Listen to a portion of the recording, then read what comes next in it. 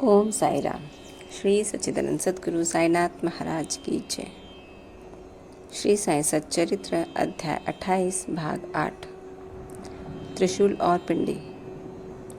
मेघा बाबा को 2 स्थानों पर पूजा करता था। पहले वो मस्जिद में, फिर वाड़े में नाना साहेब चांदोरकर द्वारा प्राप्त उनके बड़े चित्र को। इस प्रकार यह क्रम 12 मास तक चलता रहा। बाबा ने उसकी भक्ति और विश्वास दृढ़ करने के लिए उसे दर्शन दिए।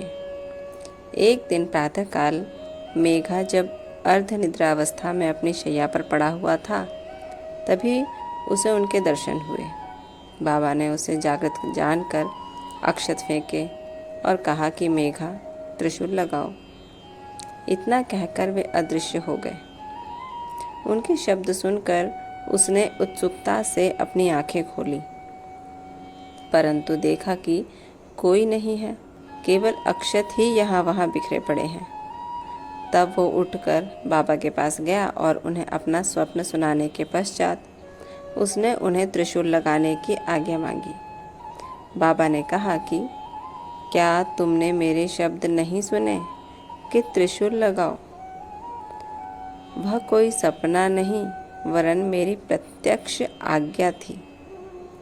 मेरे शब्द सदैव अर्थपूर्ण होते हैं, थोते पोते नहीं। मेघा कहने लगा कि आपने दया कर मुझे निद्रा से तो जागृत कर दिया है, परंतु सभी द्वार पूर्ववत ही बंद देखकर मैं मूढ़मती सा भ्रमित हो उठा हूँ कि कहीं स्वप्न तो नहीं देख रहा था। बाबा ने आगे कहा कि मुझे प्रवेश करने के लिए किसी द्वार की आवश्यकता नहीं है।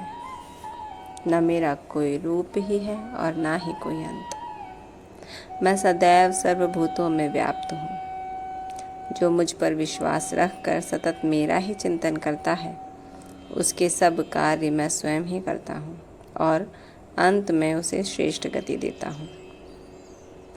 मेघा वाड़े को लौट आया और बाबा के चित्र के समीप ही दीवार पर एक लाल त्रिशूल खींच दिया। दूसरे दिन एक रामदासी भक्त पुणे से आया। उसने बाबा को प्रणाम कर शंकर की एक पिंडी भेंट की। उसी समय मेघा भी वहां पहुंचे। तब बाबा उनसे कहने लगे कि देखो, शंकर भोले आ गए हैं, अब उन्हें संभालो। मेघा ने पिंडी को देखा तो उसे महान विस्मय हुआ। वो वाड़े में आया। इस समय काका साहब दीक्षित स्नान के पश्चात सिर पर तौलिया डाले साईं नाम का जाप कर रहे थे।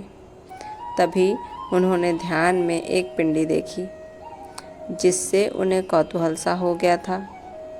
उन्होंने सामने से मेघा को आते देखा। मेघा ने बाबा द्वारा प्रदत्त वो पिंडी काका साहब दीक्षित को दिखाई। पिंडी ठीक वैसी ही थी जैसी कि उन्होंने कुछ घड़ी पूर्व ध्यान में देखी थी। कुछ दिनों में जब त्रिशूल का खींचना पूर्ण हो गया, तो बाबा ने बड़े चित्र के पास, जिसका मेघा नित्य पूजा किया करता था, ही उस पिंडी की स्थापना कर दी।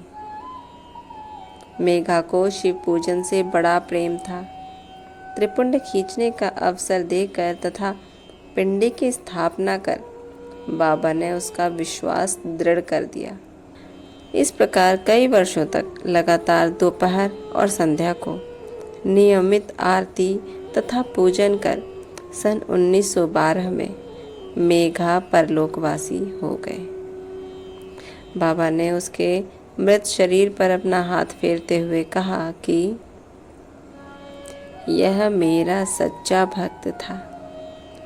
फिर बाबा ने अपने ही खर्च से उसका मृत्यु भोज ब्राह्मणों को दिए जाने की आज्ञा दी, जिसका पालन काका साहब दीक्षित ने किया। ओम साई राम। श्री सद्गुरु साईनाथ अर्पणमस्तु। शुभम भवतु।